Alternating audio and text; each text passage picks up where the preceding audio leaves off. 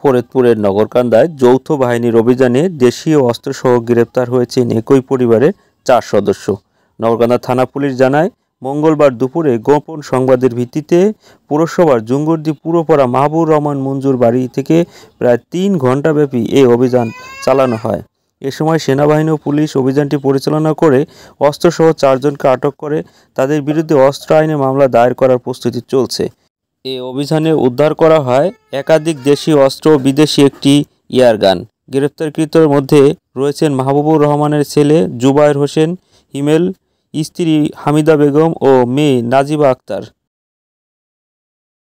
দেশীয় চাপাতি অস্ত্র এবং একটা শটগান টাইপের একটা গুলি পাওয়া গেছে। এটা আসলে পরীক্ষা নিরীক্ষা শেষে বলা যাবে আসলে এটা কি। সেনাবাহিনীর যৌথ অভিযানে নগরকান্দা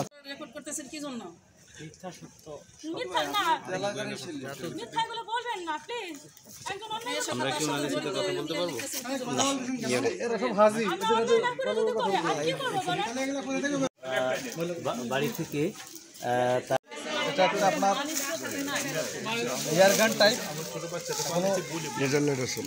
আপনার লাগানো আছে।